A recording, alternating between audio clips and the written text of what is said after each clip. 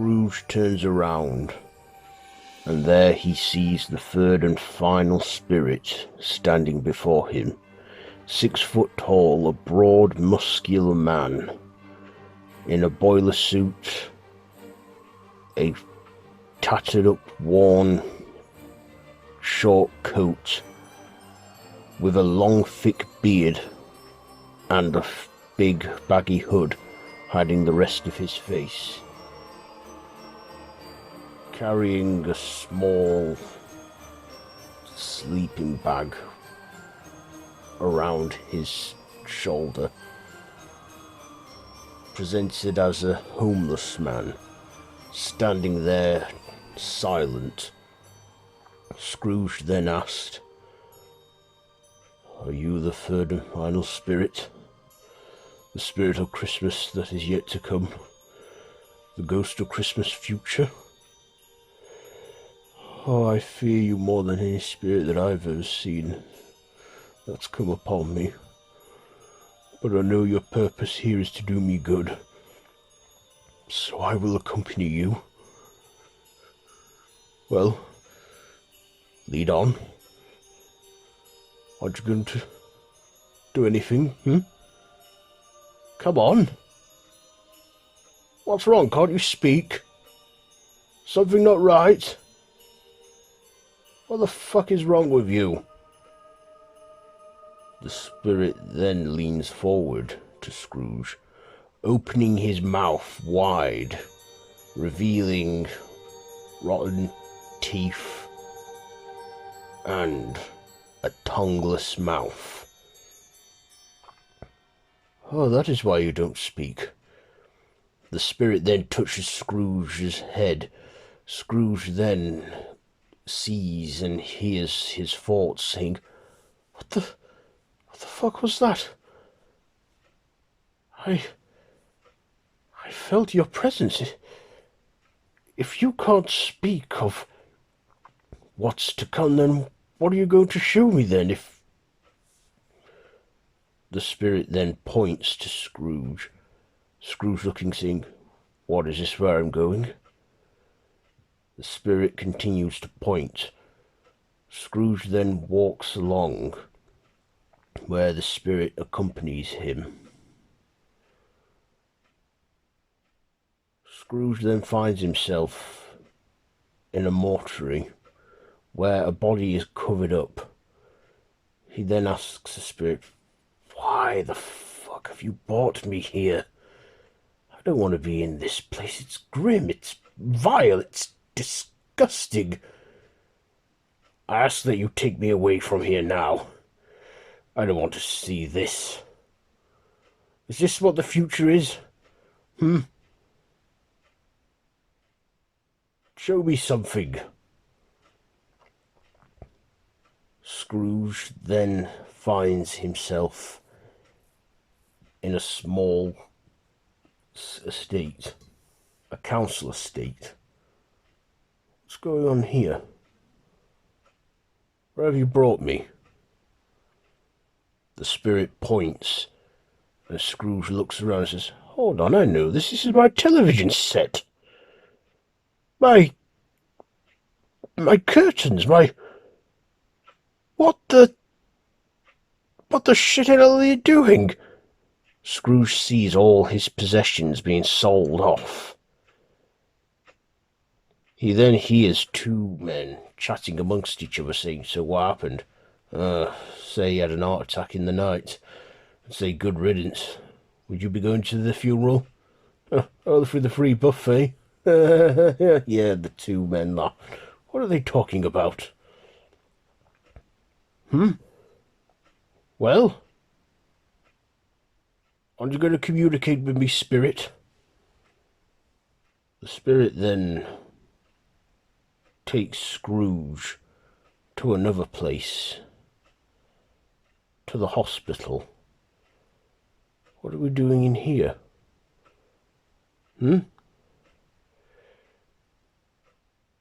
What?" Scrooge then sees Cratchit walking along, in tears and saddened. He then goes up to his wife, Emily, and says,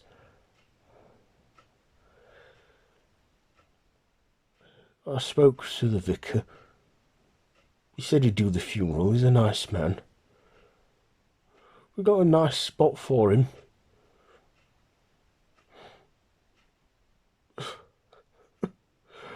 Our gorgeous baby boy. It's just gone.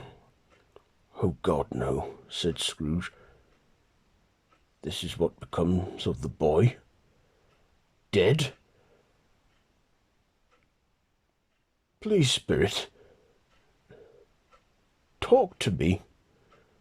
I mean, I know you can't talk to me physically, but at least show me something. Communicate with me. The Spirit then touches Scrooge's head again. Then, having visions of the Spirit's thoughts, he then says, he could have been saved, though. He could have been. Where are you taking me now? Said Scrooge. Scrooge then appears in his nephew's house. He sees his nephew, Fred, in a black suit, getting ready. He then says, Spirit, that person in the morgue that was covered up, who was he? Spirit, tell me who he was. The Spirit then points. He then sees his nephew Fred going to a funeral, him being the only one there. Scrooge then looks and says, Spirit, please, what is this? Scrooge then looks down the grave where he sees a coffin with his name on it and his death. No, please. Spirit, you can do what you want with me. I can accept this fate if it must be, but please, tell me the boy can be saved. Please, Spirit. What if these are not the shadows of what will be, but what might be? Please, Spirit, I beg of you, help me. Please, will you please fucking help me? Just do something. Give me a sign. Give me a fucking sign. Scrooge cried out, begging the Spirit. I know now that what I have done in life is selfish, greedy. I'm a scumbag. I'm a fiend. I'm hated, and I can see why now. All the people that I've wronged. If it's not too late, I want to try and make things right, but if I must suffer the same fate as my good friend Jacob, then be it.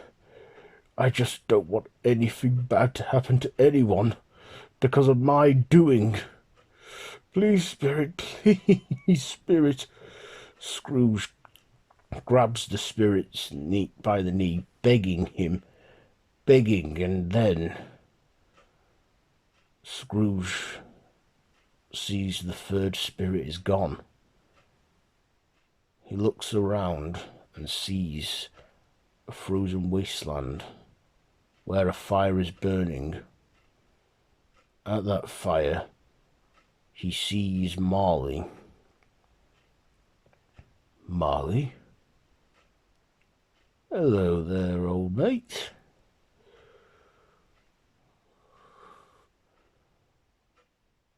What are these? Where am I? I don't know. Somewhere here and there between the living and the dead.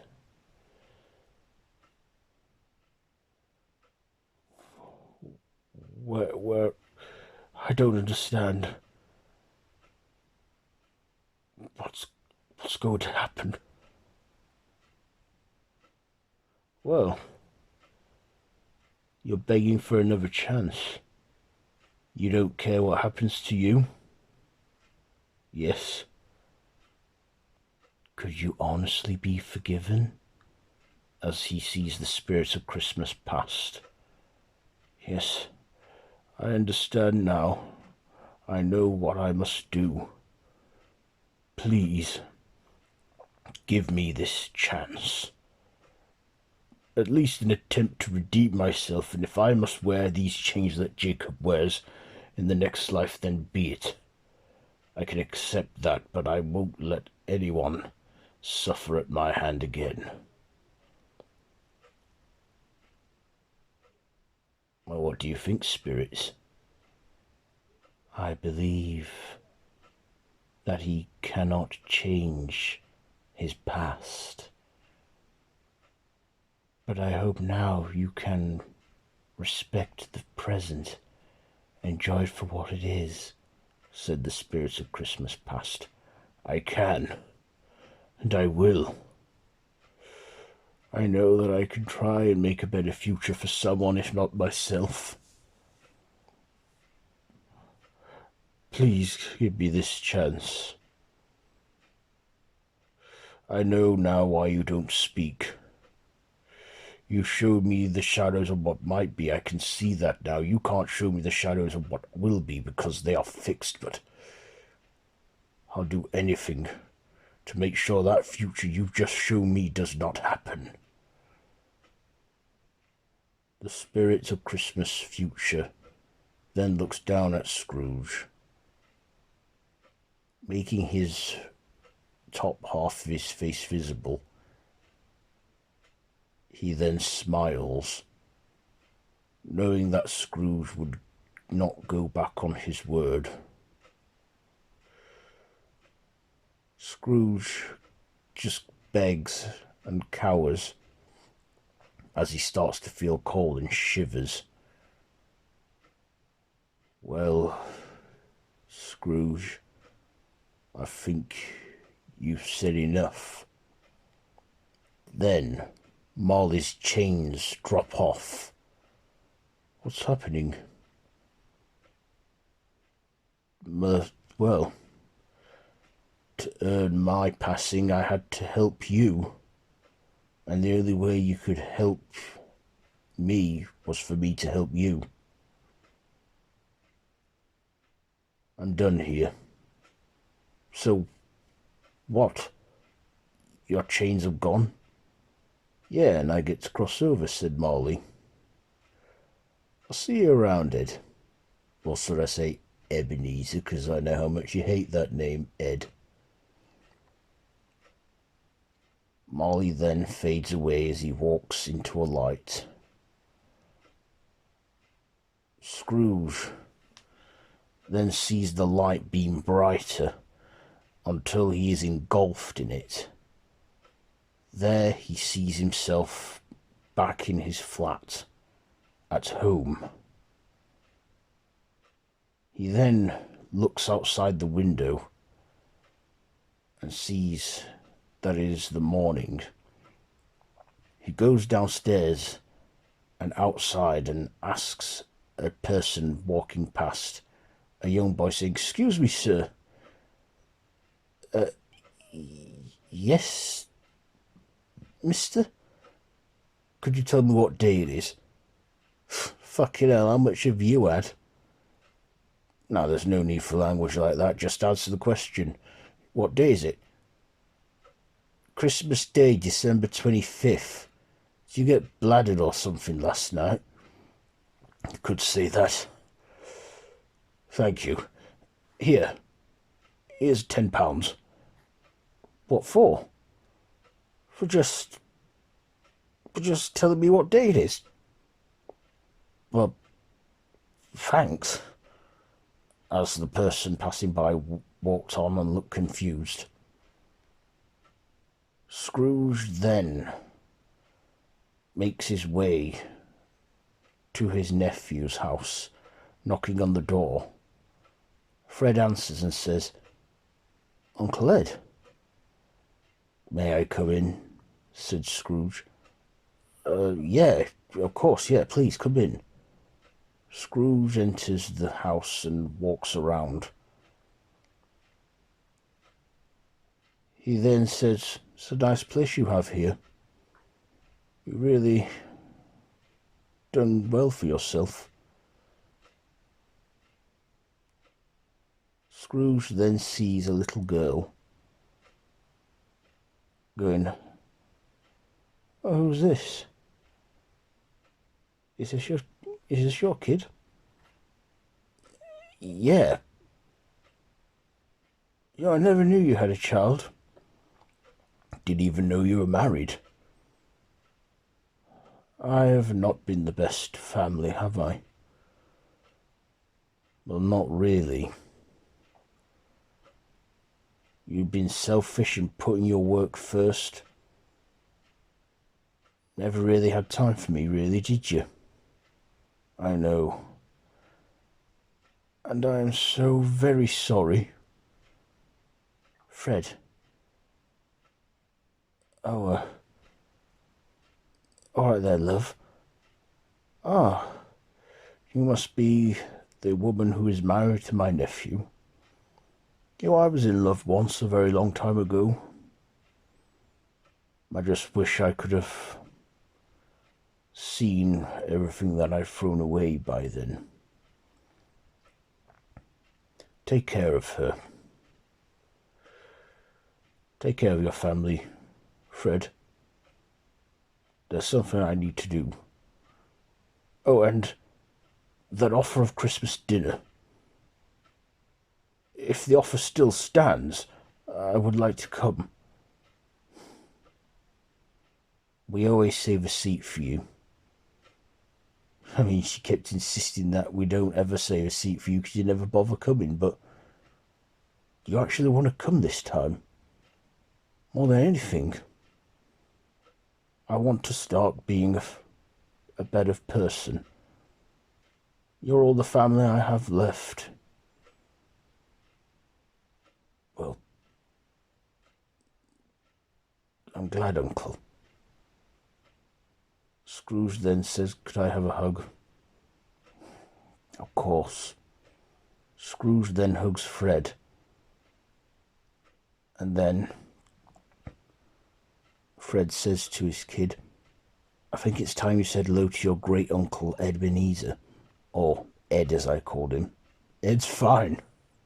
It's completely fine. I'll see you all later. Something I need to do first." Okay, well, dinner's at 3. I'll be there." Scrooge then makes his way to the Cratchit house, knocking on the door. Cratchit answers and says, "Mr. Scrooge?" "Yes, may I come in?" Yes." Then Scrooge walks in. There Emily Cratchit goes, "What is he doing in here?" "Get him out of our house now. Now look, I don't want any trouble. You heard me. Piss off. Look, I'm not here to cause an argument. Cratchit, now, you took a loan out on me many years ago, and I proposed to your wife that you work that debt off. Well, you've done more than work that debt off. And I want you to know that you no longer have to work for me." "But, Mr. Scrooge, no. Cratchit, I'm letting you go. I've not been a good person,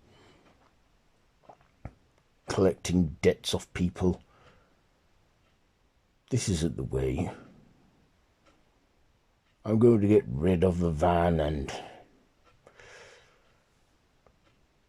I'm just going to start living and stop being the selfish bastard that I have been. And I also want you to have this."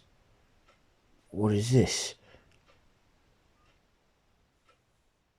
Cratchit then looks and finds, "Mr. Scrooge, all this money, I can't. No.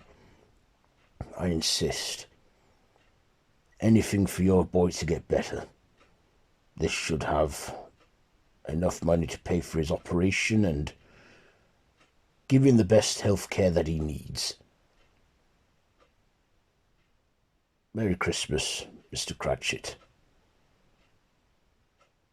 And I hope things really do work out for you.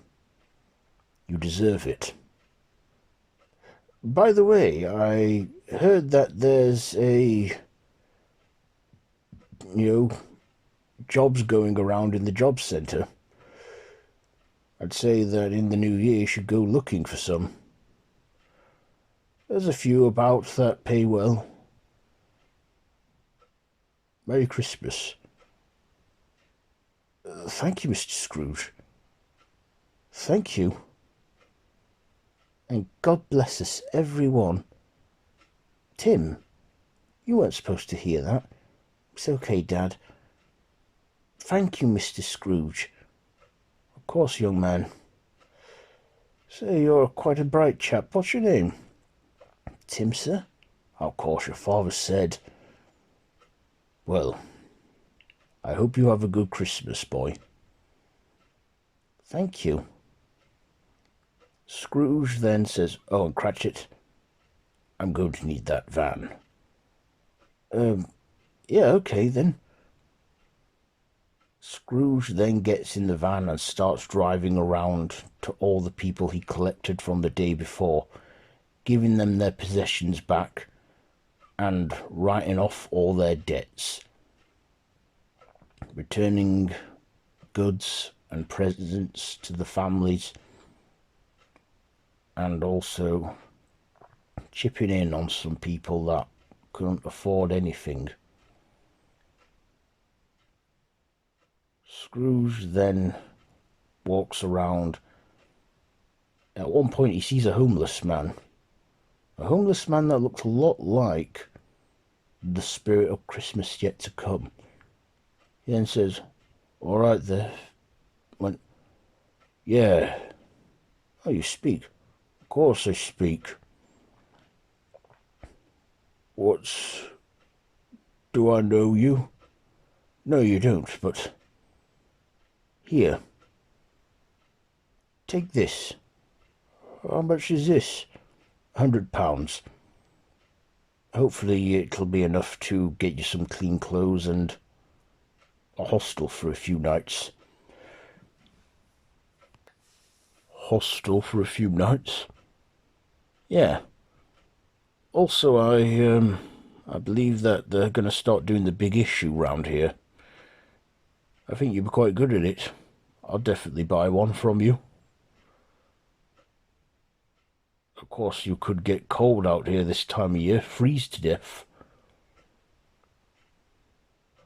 Ah, bless you, good sir. You know, my future, I thought I would die and not be able to share my life with anything or give any meaning, but, well, you've given me a reason to like people again. Merry Christmas, said Scrooge to the homeless man. Merry Christmas to you. The homeless man then walks on with the money in his pocket. Scrooge then goes better on his word,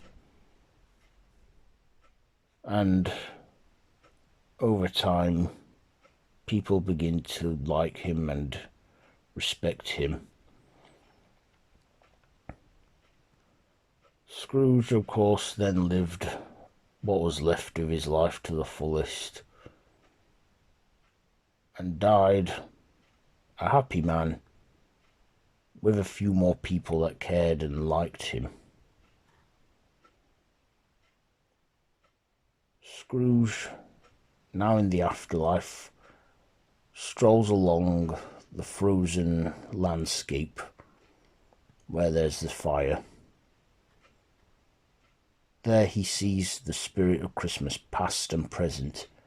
He then says, Oh, you're back again from the dead. Well, yeah. It's that time of the year where I show stubborn bastards like you once were and have my whole death cycle repeated. And I, too, will show the past of those who were once like you, Scrooge. Say, where's the other one, the quiet one? It seems that your good act helped him find his way. He got to live. He got to live a full life and didn't suffer the fate of becoming a spirit that would know all and have his tongue removed to stop sharing it. Well, I'm ready for whatever comes my way. If I have to wear chains like my good friend Marley did, then I know that it's coming. You made amends, Ebenezer. You don't require the weight of those you've wronged because you've made things right. Of course. The young boy Tiny Tim lived. I know a lot of people have benefited from my generosity over time. I'm ready now.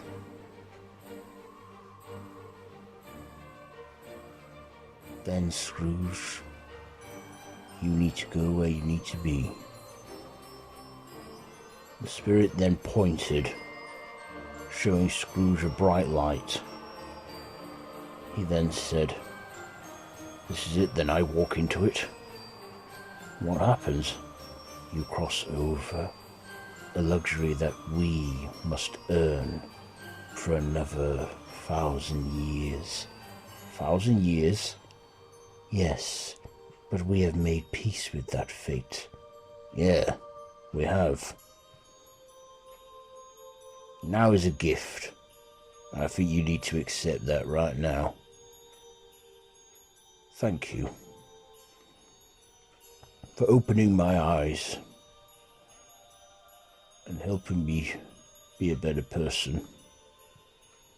I just hope the one that I saw last Christmas future becomes a better one in the afterlife, wherever he may be.